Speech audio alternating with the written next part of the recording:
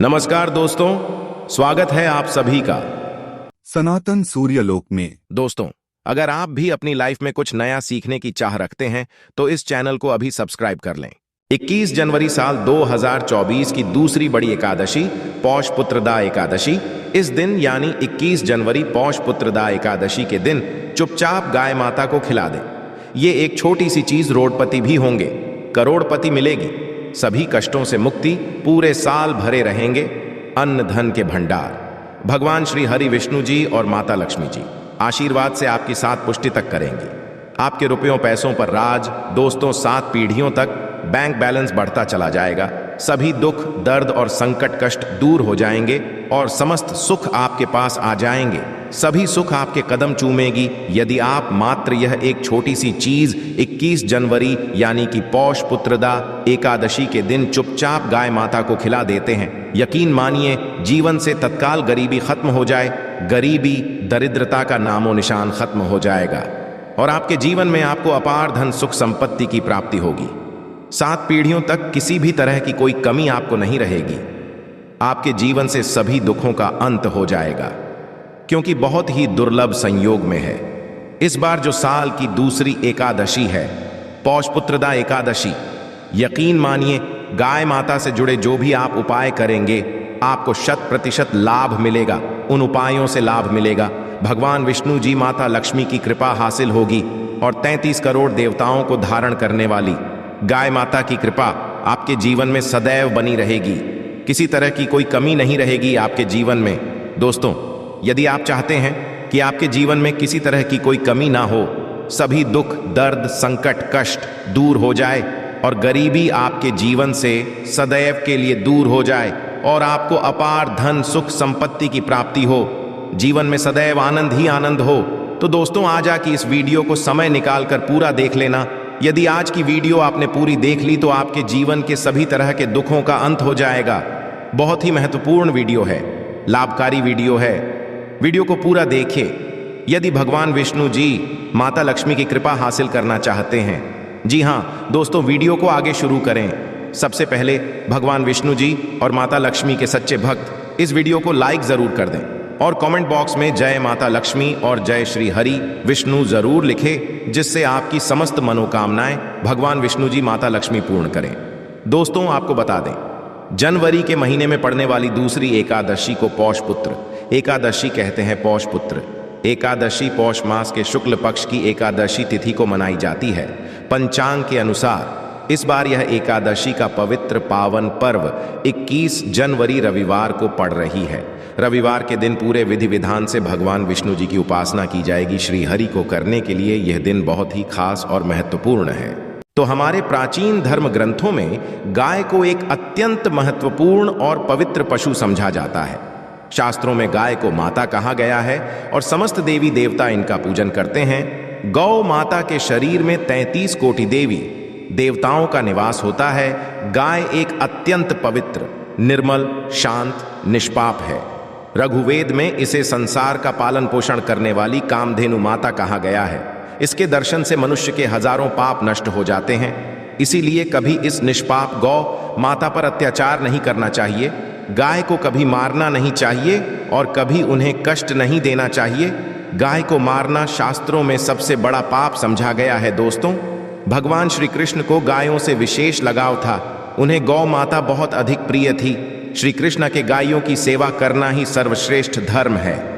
इससे बड़ा पुण्य का कार्य संसार में दूसरा कोई नहीं। कलयुग की भविष्य करते हुए भगवान श्री कृष्ण कहते हैं कि कलयुग में जब धर्म का लोभ हो जाएगा तब मनुष्य गाय की सेवा नहीं करेंगे। मनुष्य केवल दूध के लिए ही गाय को पालेगा। दूध के लिए वह गाय को बहुत कष्ट देगा, जिसके परिणाम स्वरूप कलयुग में पाप और अधम उसके चरण पर होगा। कलयुग के का लक्षण बताते हुए श्री कृष्ण कहते हैं, जब संसार से गाय समाप्त हो जाएगी तब कलयुग का अंत होगा। जो मनुष्य कलयुग गाय की निस्वार्थ भाव से सेवा करेगा वह सुख हासिल करेगा। जो स्त्री रसोई में बनी पहली रोटी गौ माता को खिलाएगी वह सदा सुहागिन और सौभाग्यशाली रहेगी। जो लोग अपने घर में गाय से हासिल पंचगव्य को घर में रखिएगा उसके घर में कभी दुख दरिद्रता नहीं आएगी। दोस्तों, हमारे धर्म के सभी शास्त्रों में गाय की सेवा को ही सर्वश्रेष्ठ समझा गया है। जो व्यक्ति प्रतिदिन किसी न किसी तरह से गौ माता की सेवा करता है वह सबसे अधिक पुण्यवान बन जाता है। गांव तो मनुष्य को गाय की सेवा करने का अवसर हासिल होता है, किंतु शहरों में गाय के दर्शन आसानी से नहीं हो पाते हैं। इसीलिए मनुष्य को गौशाला में जाकर गाय की सेवा करनी चाहिए अथवा गौशाला के लिए दान धर्म करने चाहिए। इसके अलावा आप अपने घर में ही गौ माता की मूर्ति रखकर उनकी पूजा जरूर करें। इससे भी माता कामधेनु का आशीर्वाद हासिल होता है। शास्त्रों में गौ माता को मां लक्ष्मी का रूप समझा गया है, इसीलिए पूजा करने से दरिद्रता दूर होती है। प्राचीन काल से माता की सेवा और संरक्षण करने की परंपरा चली आ रही है। कई आर्षि मुनि अपनी कुटिया में गायों का पालन करते थे तथा राजा महाराज गायों का दान करते थे। गायों के दान को सबसे बड़ा दान कहा गया है। गाय का दान करने से सभी जन्मों के पाप नष्ट हो जाते हैं और मनुष्य को मोक्ष की प्राप्ति होती है। आज हम आपको गौ माता के संबंध में बहुत ही महत्वपूर्ण बातें बताने जा रहे हैं कि पूजा कैसे करनी चाहिए, गाय को कौन सी चीजें खिलाने से कौन सा फल मिलता है तथा गाय के किस अंग को स्पर्श करने से दरिद्रता दूर होती है आदि के बारे हमारे शास्त्रों में बहुत ही महत्वपूर्ण ज्ञान दिया गया है। हमारी अत्यंत पूजनीय गौ माता के बारे में आप सभी को यह बातें जरूर जान लेनी चाहिए। इससे आपके जीवन से सभी तरह के कष्ट दूर होंगे। दोस्तों, कई बार महिलाएं जाने अनजाने में गाय को कुछ चीजें खिला देती हैं, जिससे मां लक्ष्मी क्रोधित हो जाती है। शास्त्रों में कहा गया है कि ये चीजें गाय को कभी नहीं खिलानी चाहिए। इससे मनुष्य के जीवन में दुर्भाग्य आता है और उसे किसी भी कार्य में सफलता नहीं मिलती है। तो चलिए जान लेते हैं गौ माता के विषय में महत्वपूर्ण नियम। सबसे पहली बात है दोस्तों, गौ माता के दर्शन करना बहुत शुभ होता है। शास्त्र कहते हैं रोज सुबह गाय के दर्शन होने से पुण्य की प्राप्ति होती है और सुबह गोबर के दर्शन होने से लक्ष्मी की प्राप्ति होती है। यदि किसी कार्य के लिए जा रहे हैं और अचानक ही गौ माता आपके रास्ते में आ जाती है तो वह कार्य निश्चित ही सफल हो जाता है। किसी भी यात्रा पर निकलते समय यदि गौ माता के दर्शन हो जाए तो वह यात्रा सुखपूर्वक पूर्ण हो जाती है, इसमें संशय नहीं। ज्योतिष शास्त्र के अनुसार कुंडली में यदि पितृदोष होता है तो अन्य उपायों के साथ साथ गौ माता को प्रतिदिन रोटी और घास खिलाने से लाभ होता है और पितृदोष से मुक्ति मिलती है। इसी तरह कुंडली में यदि शनि की 7.5 या महादशा तो हर शनिवार और अमावस्या को काले रंग की गाय को घास या रोटी खिलाए और उसकी पूजा करें। इससे शनि दोष कम होता है। गौमूत्र यानी कि गाय का मूत्र बहुत ही उपयोगी, पवित्र और स्वास्थ्य की दृष्टि से अत्यंत हितकारी होता है। आध्यात्मिक दृष्टि से तो गौमूत्र का महत्व है ही, साथ ही वैज्ञानिक और स्वास्थ्य की दृष्टि से भी गौमूत्र के बहुत से लाभ बताए गए हैं। गौमूत्र में बहुत से खनिज पदार्थ और स्वास्थ्यवर्धक तत्व होते हैं जो हमारे शरीर की शुद्धि करते हैं और बहुत से रोगों से भी बचाते हैं। साथ ही गौमूत्र छिड़कने से वातावरण में शुद्धता और पवित्रता व्याप्त हो जाती है। इसीलिए हमारे शास्त्रों में शरीर को निरोगी रखने के लिए प्रतिदिन गौमूत्र का सेवन करने, घर में गौमूत्र छिड़कने के लिए कहा गया है। कुंडली में शुक्र ग्रह की स्थिति को मजबूत करने के लिए ज्योतिष शास्त्र के अनुसार सुबह के भोजन में सबसे पहली रोटी निकालकर एक सफेद गाय खिलाना शुभ समझा जाता है। यदि आपकी कुंडली में बुध ग्रह कमजोर है या आपको किसी कारण इसके दुष्प्रभाव झेलने पड़ रहे हैं तो हर बुधवार के दिन गाय को हरा चारा खिलाना शुरू कर दें। इससे बोध से जुड़े दुष्प्रभाव दूर होंगे और आपको तमाम समस्याओं का हल मिल जाएगा। यदि कुंडली में मंगल दोष है जिसके कारण आपके जीवन में कई तरह की परेशानियां हैं तो लाल रंग की गाय की सेवा करें। मंगलवार के दिन गाय का पूजन करें और उसे गुड़ और चने आदि खिलाएं। बृहस्पति ग्रह को जीवन के सभी मांगलिक कार्यों का कारक समझा जाता है। ऐसे में यदि किसी व्यक्ति के जीवन में विवाह आदि मांगलिक कार्यों में विघ्न निर्माण हो रहे हैं तो उन लोगों को कुंडली में बृहस्पति ग्रह की स्थिति को मजबूत करने के लिए रोटी पर गुड़ और चने रखकर को खिला देना चाहिए। इससे आपको शुभ परिणाम हासिल होते हैं।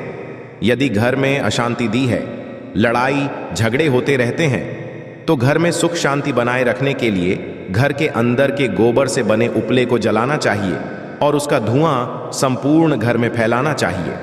इससे घर की नकारात्मक ऊर्जा नष्ट होती है और सकारात्मक ऊर्जा में वृद्धि होती है। गाय के दूध, दही, घी, गोबर और गौमूत्र से बनने वाले मिश्रण को पंचगव्य कहते हैं। पंचगव्य को पाप नाशक कहा जाता है। हिंदुओं की एक धार्मिक विधि प्रायश्चित करने में इसका उपयोग किया जाता है। पंचगव्य को बनाने वाली सभी वस्तुएं अत्यंत उपयोगी होती है, जो स्वास्थ्य के लिए तो है ही, साथ ही औषधीय गुणों से भी भरपूर है। दोस्तों, यदि आपके द्वार पर माता आती है तो उसे बिना रोटी खिलाए जाने मत देना, नहीं तो आपको दुर्भाग्य का सामना करना पड़ेगा। क्योंकि जिसके द्वार से गाय बिना कुछ हासिल किए लौट जाती है, उसके घर से लक्ष्मी भी चली जाती है। प्रत्येक स्त्री को प्रतिदिन के लिए एक रोटी बनानी चाहिए और प्रेम से गौ माता को खिलानी चाहिए।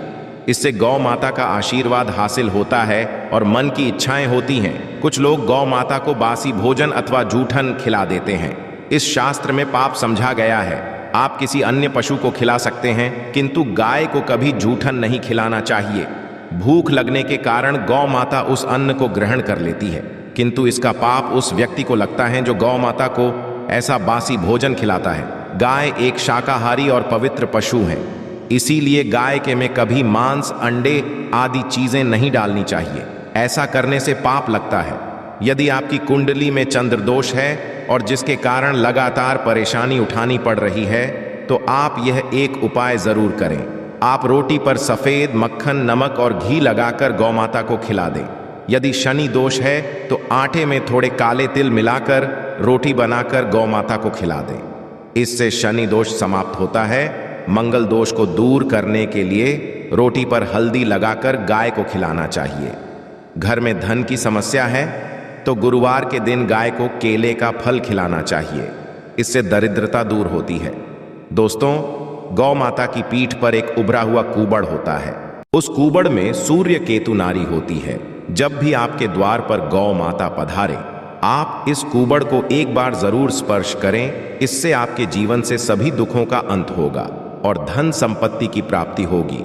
शास्त्रों में कहा गया है, जो मनुष्य तन मन धन से गौ माता की सेवा करता है, वह मृत्यु के वह तरनी नदी को गौ माता की पूंछ पकड़कर पार कर लेता है। उसकी अकाल नहीं होती है और उसे मोक्ष की प्राप्ति होती है।